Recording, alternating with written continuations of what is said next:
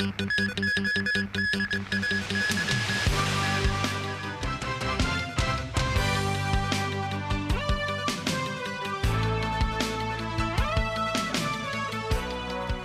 and welcome to TVB News.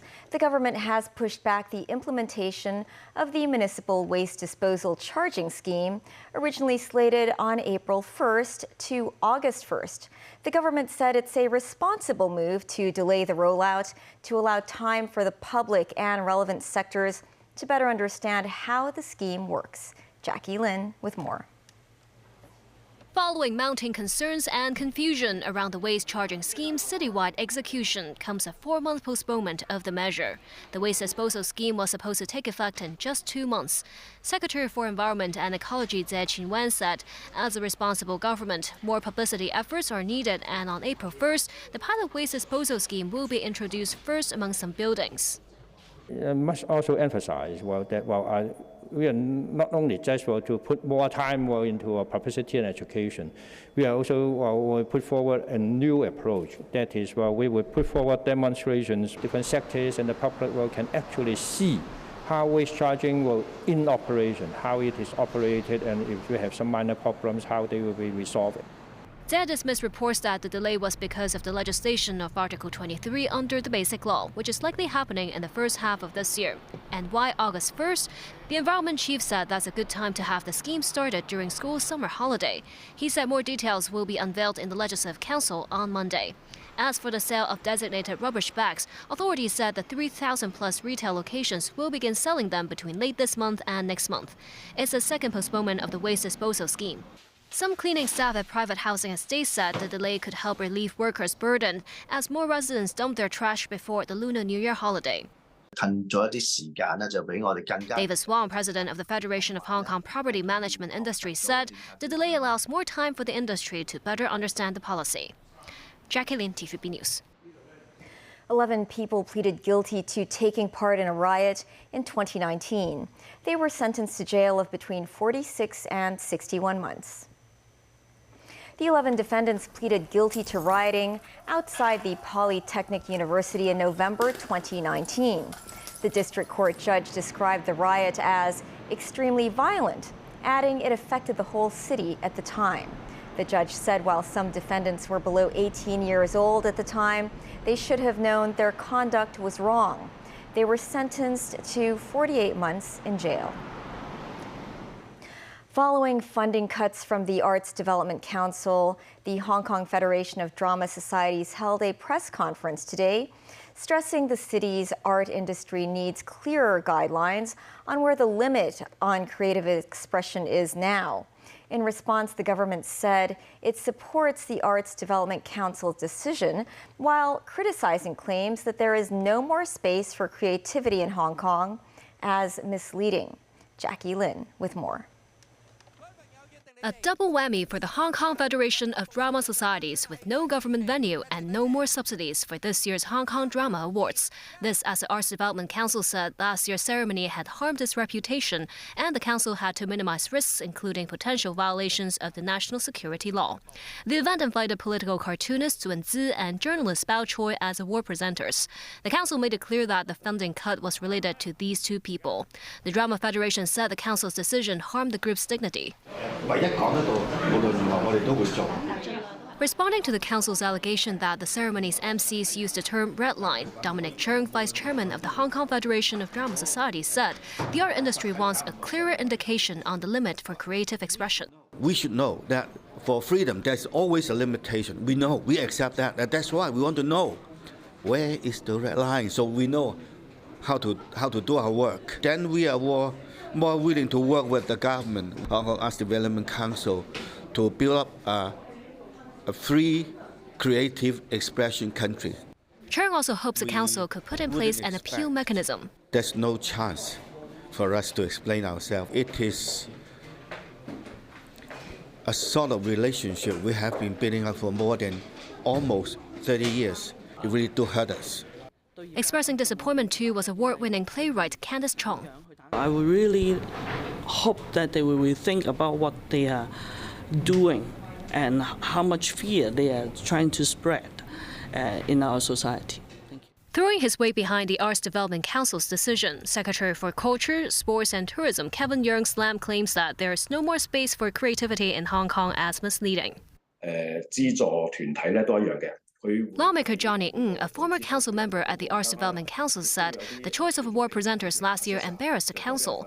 He said with the national security law well publicized, the federation should handle the event in tune with the social atmosphere.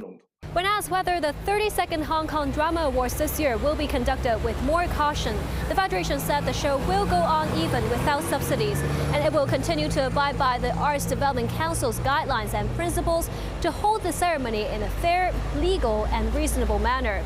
But there will be adjustments to the event because of limited resources. Jackie Lim, TVB News. Foreign Minister Wang Yi stressed the need for stronger Sino-Brazilian ties as he met his counterpart in Brasilia. Wang noted Beijing's support for the South American nation as they exert their growing influence in international affairs.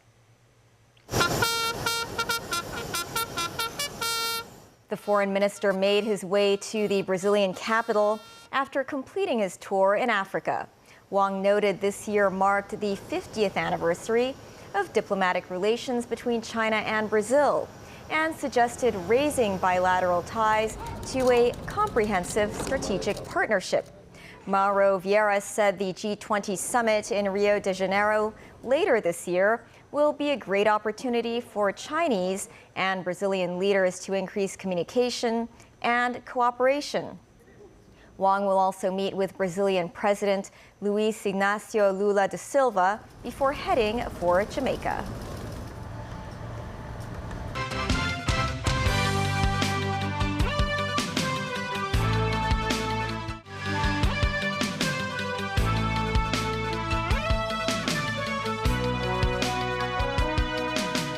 Welcome back.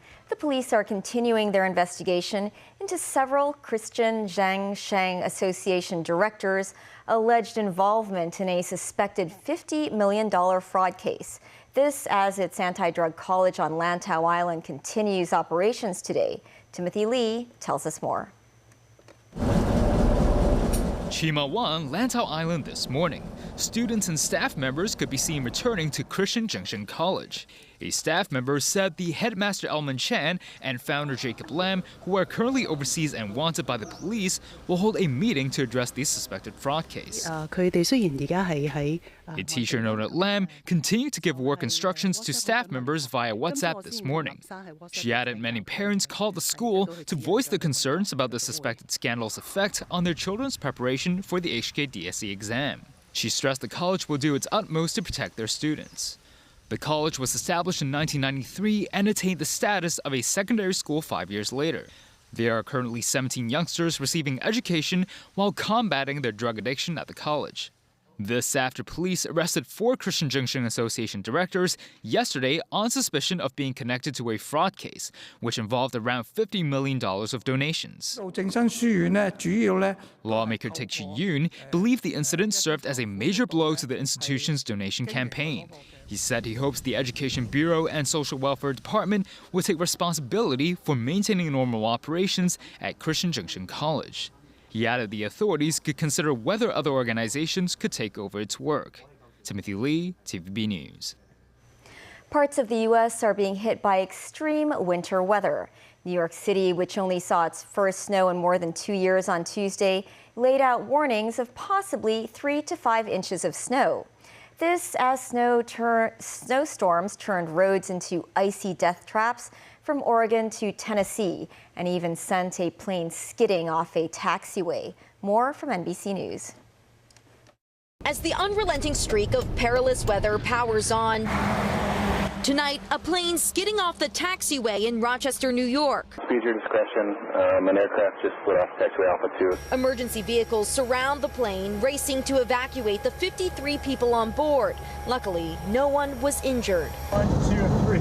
As the deluge of snow and ice that froze over the Pacific Northwest trudges cross-country. Treacherous roads sending cars sliding from Washington to Alabama. It's cold, it's freezing.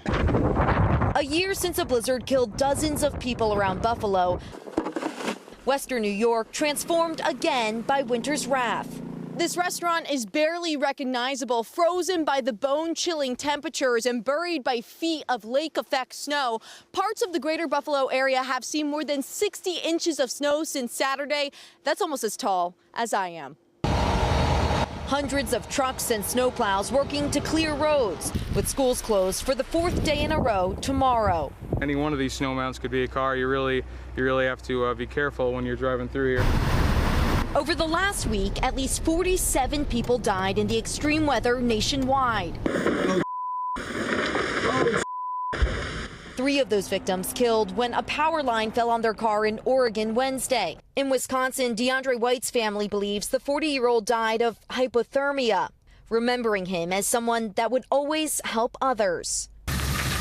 And in Tennessee, a state of emergency after the most recent winter storms claimed at least 14 lives. This dramatic video just released by state police in nearby Kentucky, capturing the rescue of 4 stranded college students who had been camping. Winds whipping around them.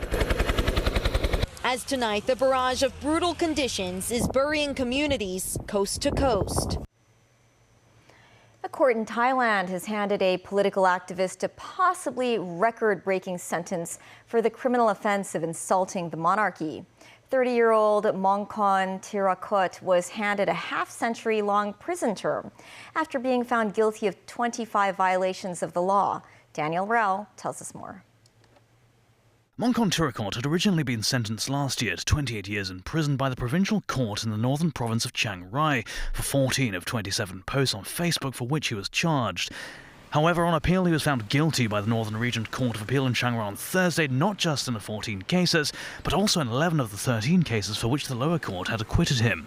Thus, the Court of Appeal sentenced him to an additional 22 years in prison, bringing his total to 50 years.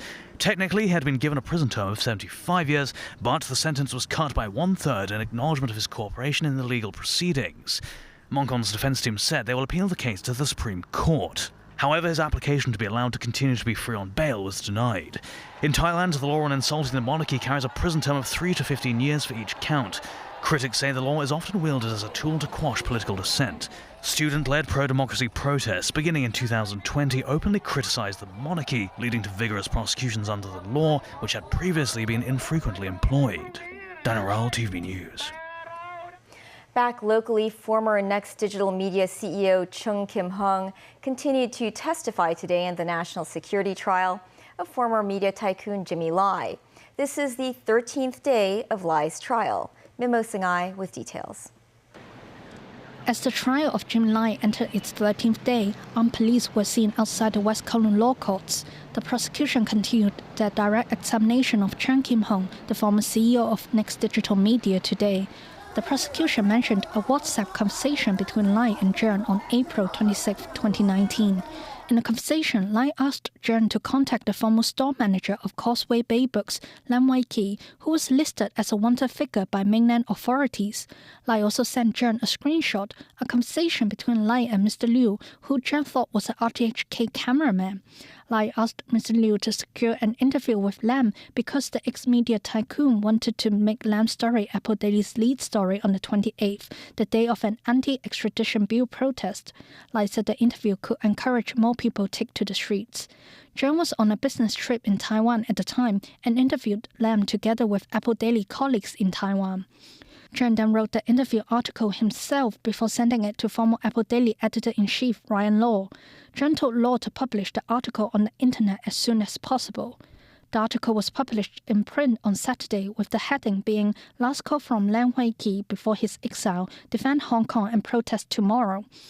Jern said he had used direct Cantonese quotes from Lam in the article because he believed that would gather more support among the local readers. Jern received another message from Lai after the publication and understood that Lai was not pleased with the article's effect.